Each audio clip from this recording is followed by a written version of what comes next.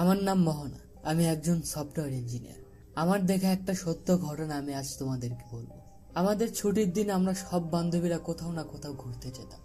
যেদিন ঘুরতে যেতাম না, আমার বান্ধবীর সাথে আমরা সবাই বসে আড্ডা দিতাম। এইভাবে আমাদের ছুটির দিন ভালোই যেত।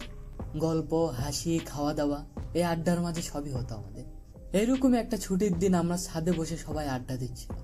ওই সময় মিষ্টি হঠাৎ করে আমাদেরকে বলল, জানিস সেদিন আমার আন্টি কি বললো আমাকে?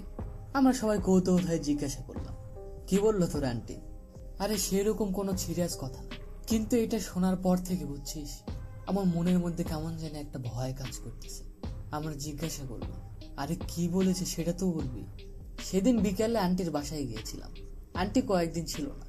আমি জিজ্ঞাসা করলাম, আন্টি কোথায় গিয়েছে? কয়েকদিন আপনাকে বাসায় দেখলাম না। আন্টি বলল, এক জায়গায় গিয়েছিলাম, ভালোই সময় কাটলো, কিন্তু যাওয়া আসার পথটা সেরকম ভালো ছিল। আমি জিজ্ঞাসা করলাম, কেন, কি হয়েছে আন্টি? যাওয়ার সময় কি কোনো বিপদ হয়েছে রাস্তায়? বলল, না সেরকম বিপদ হয়নি, কিন্তু যাওয়ার সময় আমরা ট্রেনে যাচ্ছিলাম। ট্রেনে যাওয়ার সময় হঠাৎ ট্রেনের সব জানালা দরজা বন্ধ করে দিল। আমি জিজ্ঞাসা করাতে বললাম, আপনারা সবাই এরকম জানালা দরজা বন্ধ করে দিচ্ছেন কেন? কোনো কি সমস্যা? তখন পাশের সিটে বসে থাকা আপা আমাকে বলল, এই স্টেশন ভালো না। মানুষ বলা বলি করে এই স্টেশনে নাকি অনেক ধরনের আত্মারা ঘোরাফেরা করে। প্রথমে বিশ্বাসও করলাম না, আবার তাদের সাথে তর্কেও জড়ালাম না। আমি আমার গন্তব্যে পৌঁছালাম। পৌঁছানোর পর তাদেরকে জিজ্ঞাসা করলাম, আসলে এই কথাটা কি সত্য?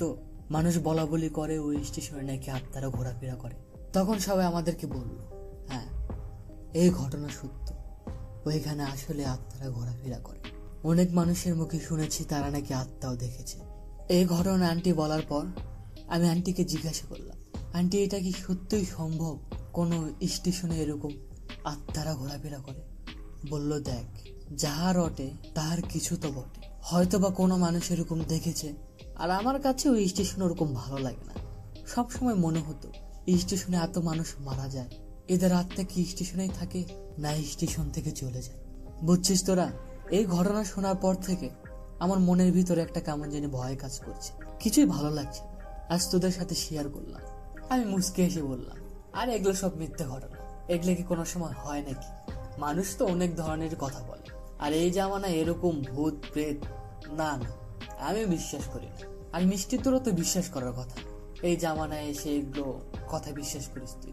মিষ্টি একটু গম্ভীর ভাব নিয়ে আমাকে বলল, তুই না হয় বোকা, তুই বিশ্বাস করিস না, কিন্তু আমার আন্টি কোনো সময় মিথ্যা বলবে না আমার সাথে। আর আমি এটা বিশ্বাস করি, এগুলো সত্যি আছে। এগুলো আমাদের আশেপাশেই থাকে, কিন্তু আমরা তাদেরকে অনুভব করতে পারি, আমরা তাদেরকে দেখতে পারি। অনেকেই দেখতে পায়, আবার অনেকে অনুভব করতে। যাক, তোর মতো পাগলির সাথে আমার এগুলো কথা বলে লাভ নেই। মিষ্টির কথা শুনে মনে হলো সে আমার উপর ভালোই রেগেছে। আমি বললাম, দেখ আমি ওইখানে যাব, ওইখানে থেকে ঘুরেও আসবো, কিন্তু আমি ট্রেনের জানালা বন্ধ করবো না। মিষ্টি রেগে রেগে আমাকে বললো, তুই কি পাগল নাকি? যেখানে সব মানুষ জানালা বন্ধ করে ওইখানে তুই কিভাবে জানালা না বন্ধ করে থাকিস? আমার মনে হয় কি তোর মাথার সমস্যা হয়েছে, আমি তোর সাথে বেশি কথা বলতে চাই না। আমি মিষ্টিকে বললাম, দেখ আমাদের ছুটির দিন একটাই, রবিবারে, আর এই রবিবারে আমি যাব, আমি ওইখান থেকেই ঘুরে আসবো, আর তোকে প্রমাণ করে দিব এগুলো কোনো জিনিস হয় না, এগুলো সব গুজব। আমার এগুলো কথা শোনার পর তো মিষ্টি আমার উপর রেগে শেষ। মিষ্টি বলল, আচ্ছা তুই যদি ওইখানে যেতে পারিস তাহলে তোকে আমি 1000 টাকা দিব, আর যদি না যেতে পারিস তাহলে তুই আমাকে 1000 টাকা দিবি, আর এগুলো বিষয়ে আমার সাথে কোনো সময় আর তর্কে যাবি না। আমি বললাম, আচ্ছা ঠিক আছে, এই রবিবারে আমি যাব। যাওয়ার পর তোকে আমি দেখেও দিব এগুলো কোনো কিছু হয় না, এবং তোর কাছে থেকে আমি 1000 টাকাও নেব। কিন্তু তুই যে আসলে গিয়েছিলি এটা আমি কিভাবে বুঝবো? তোকে ওই স্টেশনে নামতে হবে এবং আমার জন্য একটা সেলফি তুলে আনতে হবে। আমিও বললাম, এটা কি কোনো ব্যাপার হলো? আমি তোর জন্য সেলফি কেন, আমি তোর জন্য জানালা খুলে ভিডিও করে আনবো ওই জায়গায়। আমাদের আড্ডাটা আজ এখানেই শেষ। আমি প্রস্তুতি শুরু করলাম, আমি যাব এবং মিষ্টিকে আমি দেখিয়ে দিব যে এগুলো সব ভুয়া কথা, এগুলো কিছুই হয় না। আমি আস্তে আস্তে খোঁজ নেওয়া শুরু করলাম, এইখান থেকে কোথায় যাওয়া যায়, কোথায় গেলে ওই স্টেশন পড়বে, এবং রাতে কোথায় থাকা যায়। সবকিছু ঠিক হওয়ার পর আমি যাওয়ার জন্য টিকিট কাটলাম। ট্রেনে উঠলাম। ট্রেনে ওঠার পর আমার সিটে বসলাম। দেখলাম আশেপাশে 12 মাখা মুড়ি মাখা বিক্রি হচ্ছে। আমার পাশে একজন আন্টি বসেছেন। আমার সিট পড়েছে জানালার পাশে। এখন পর্যন্ত জানালা খোলাই আছে, সুন্দর বাতাস আসছে, জানালার বাইরের সুন্দর পরিবেশ উপভোগ করছি।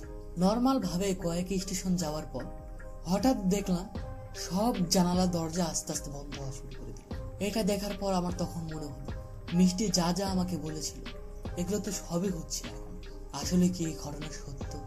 এই ঘটনা সত্য কি মিথ্যা এটা যাচাই করার জন্য যখন আমি এখানে এসেছি তখন আমাকে এটা জানতেই হবে, আর আমার জানালা আমাকে খুলে রাখতেই হবে।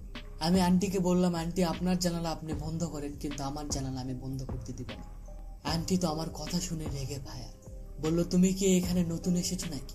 তুমি কি পাগল নাকি? এখানে তুমি জানো না স্টেশনে জানালা খুলে রাখা অসম্ভব? তুমি কিভাবে এটা বলতে পারো যে এখানে জানালা খুলে রাখার কথা? দেখো মেয়ে, তোমার যদি ইচ্ছা হয় ভূত দেখার, আত্মাদের সাথে কথা বলা, তাহলে তুমি মঙ্গলবার সন্ধ্যার ট্রেনে একাই আসবে এবং জানালা খুলে যতক্ষণ ইচ্ছা তুমি জানালা খুলে যাবে। তোমরা না হয় এই জামানার মানুষ, সারাদিন মোবাইল নিয়ে পড়ে থাকো, টিভি, নাটক, মুভি, তোমরা এগুলো না বিশ্বাস করতে পারো, কিন্তু আমি এগুলো বিশ্বাস করি। আমার বাবারাও একসময় এগুলো দেখেছে, আমার নানারাও একসময় এগুলো দেখেছে, যেগুলো আমাদেরকে গল্পে গল্পে বলেছে।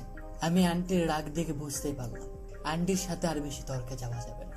আন্টির সাথে আরেকটু বেশি তর্কে গেলে শুধু আন্টিই নয়, এখানে যত মুরব্বী মানুষ আছে সবাই আমার উপর এমন ভাবে খেপে যাবে, তাদেরকে সামাল দিয়ে আমার কঠিন হয়ে যাবে। শোনো, আমি তোমাকে একটা কথা বলি, তোমার যদি এখানে কি আছে, আসলেই কি কিছু আছে নাকি এটা দেখার ইচ্ছা থাকে, তাহলে তুমি মঙ্গলবার সন্ধ্যার টিকিট নিয়ে এখানে আসো এবং দেখো এখানে আসলে কি আছে, কি কি হতে পারে তোমার সাথে, এবং এমন কিছু জিনিস তুমি দেখবা যেটা তুমি নিজেও জীবনেও ভুলতে পারবা না। এগুলো সব কথা শোনার পর আমি মনে মনে ভাবছিলাম, এইবার বাসায় যাওয়ার পর মিষ্টির কাছে আমি খুব বেশি হাসির পাত্র হব। হয়তোবা আমি তার কাছে বাজি হেরে যাব, আমার সব বান্ধবীরা আমাকে নিয়ে হাসাহাসি করবে, আমি তাদের কাছে হারতে পারি, কিন্তু আমি নিজের কাছে আমি নিজে হারতে পারি। আমি এটা শেষ দেখেই ছাড়ব। আসলে কি আছে এখানে? কেন মানুষের মনে এত বেশি ভয়? কেন মানুষ এত বিশ্বাস করে এখানে আত্মারা ঘোরাফেরা করে? আমি বাসায় গেলাম, সবার কাছে যেমন ভেবেছিলাম তেমনই হাসির পাত্র হলাম। মিষ্টিকে আমার হেরে যাওয়া 1000 টাকা দিলাম, কিন্তু আমি প্রস্তুতি নিলাম মঙ্গলবারে এই ট্রেনে যাওয়ার জন্য। আমি অবশ্য তখন আন্টিকে জিজ্ঞাসা করেছিলাম, মঙ্গলবারে এই ট্রেনে থাকার কারণ কি? আমি গেলে কোনো সমস্যা হবে না তো? সমস্যা বলতে আমি চুরি ডাকাতির কথা বুঝিয়েছি। আমি মঙ্গলবারে ঠিক সন্ধ্যার টিকিট কাটলাম। আন্টি বলল, না তেমন কোনো সমস্যা হবে না, বেশি মানুষ যায় না, হালকা পাতলা মানুষ যায়। আমি মঙ্গলবারের টিকিট কাটলাম, যেমনটা প্রথমবার দেখেছিলাম ট্রেন ঠিক তেমনটাই, কিন্তু এবার একটু মানুষ কম, বাজার বেশি ট্রেনের মধ্যে। লোকাল ট্রেন হলে যা হয়। ট্রেনে ওঠার পর সবার আগে আমি জানালা খুললাম, যে এবার আমি জানালা খুলে যাব এবং দেখবো এখানে কি আছে। 1-2 স্টেশন যাওয়ার পর ওই স্টেশন আসে, রাতের অন্ধকার, তেমন কিছু দেখা যাচ্ছে না। এখন পর্যন্ত আমার জানালা খোলা। আমি জানালার ফাঁক দিয়ে মাথা বের করলাম, বের করে মোবাইলের ক্যামেরাটা অন করলাম, অন করে ফ্ল্যাশ লাইট দিয়ে ভিডিও করলাম। ফ্ল্যাশ লাইটের আলো আমি ভালো মতো বুঝতে পারছি এই স্টেশনটা অনেক পুরনো, যেন মানুষের আনাগোনা খুব কম। আগেকার স্টেশন যেমন হতো, পরিত্যক্ত স্টেশন। এখনকার স্টেশন অবশ্য সবগুলো উন্নত হয়েছে, কিন্তু এই স্টেশনটা এখনো উন্নত হয়নি। আমি মনে মনে ভাবলাম, মানুষ বিশ্বাস করে এখানে আত্মা আছে, এই জন্য সব স্টেশন উন্নত হলেও এই স্টেশন এখনো উন্নত হয়নি।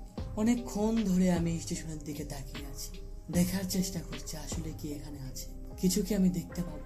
আস্তে আস্তে আস্তে আস্তে স্টেশন পার হয়ে যায়, কিন্তু আমি কিছুই দেখতে পেলাম না। আমি আবার আমার জায়গা মতো বসে আমার মোবাইলটা একটু দেখতে লাগলাম। অনেকক্ষণ ধরে মোবাইলেই দেখছি।